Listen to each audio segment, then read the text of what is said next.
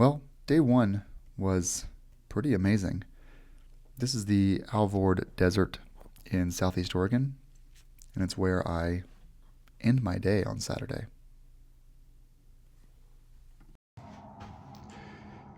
We're starting our epic trip, and if anything goes wrong, it's the fault of this massive thing of toothpaste.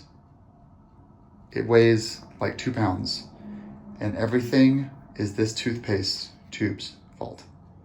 Why? Well, I heard you can't have mint toothpaste in bear country, and so I got cinnamon toothpaste thinking it was safer, but this is the smallest one I could find on short notice, and it's really heavy. Like, as a person that's ultralight, this is a lot. This is like a year's worth of toothpaste, and it's very heavy, and it's all the toothpaste fault.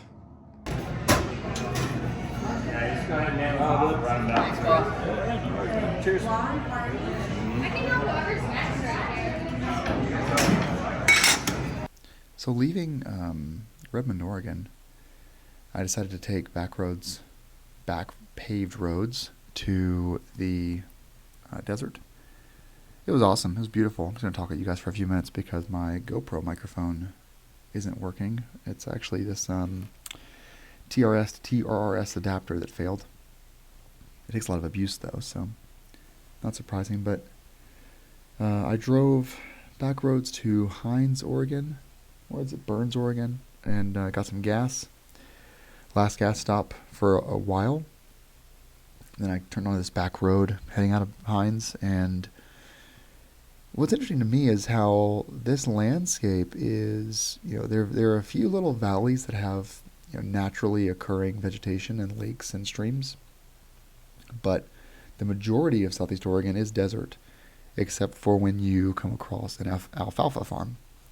Alfalfa farms are very green and lush and are being irrigated with groundwater, and so for better or for worse, it's kind of one of those natural parts of agriculture that we are using all this water as natural resource to feed cows. So the landscape got more mountainous, more desert-like. Like I said, on the right there, you can see some examples of some of the lush greenery in some spots, but it was rare that these were, naturally occurring. Alvord Desert is a dry lake bed. It is classified as playa.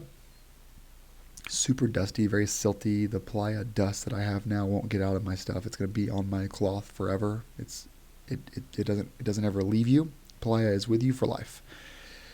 And it took me about 4 hours of riding to get down there. But it also happens to be the start of the section 1 of the Oregon BDR. So it's a great spot for the night to camp out and just relax. But as you can see, just beautiful, lush landscapes.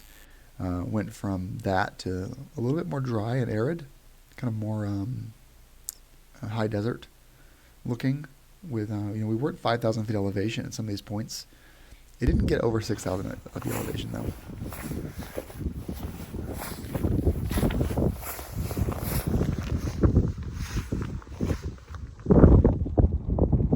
So I'm going over there, that dry lake bed, and this is the road I'm on to get to it. Snow. It's really pretty. The pavement turned to gravel for about 5 miles, and we were greeted by this beautiful playa. And it was a Saturday night, so it was pretty popular. There were 10 or so vans parked around the perimeter of the desert. The reason why they were the perimeter is A, for the wind. The wind is not as bad if you're along the edges near the brush. But also because if rain happens, this lake won't flood. It'll take a while to flood, but it will get very, very slick. Almost, if you ever saw the Burning Man 2023 rain issues, that's what happens to playa when it gets wet. And so I'm the only person camping in the very middle of this lake. I figured I was going to chance it. There was no precip on the forecast. But you can ride on here and go as fast as you want. It's pretty stable ground. So, setting up the Battle Mountain 3 tent, get everything kind of situated for the night, and I decided to break out the 360 camera and the drone and just, get some cool shots. setting up this tent's pretty easy. I've gotten used to it. I've set it up 3 or 4 times now, pretty fast, and I'm okay with the size.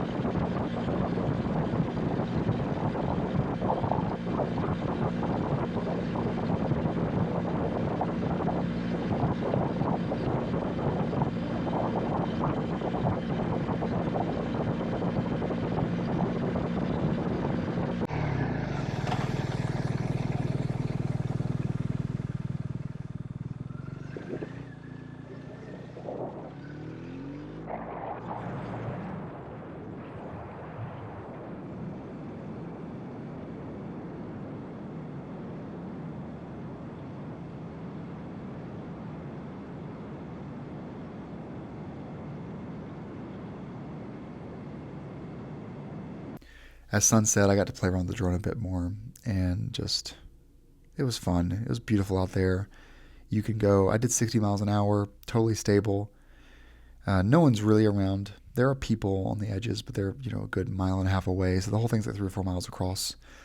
So dead center. I wasn't really near anyone, but yeah, it was a really good night. At like 9 p.m. when I started to fall asleep, it was completely silent. There was no noise. Nothing, just total silence. And thus begins the trip. Day 1 was a total success, no problems. Day 2, not as good. We'll get there in a minute. Thanks, everyone. Ride safe.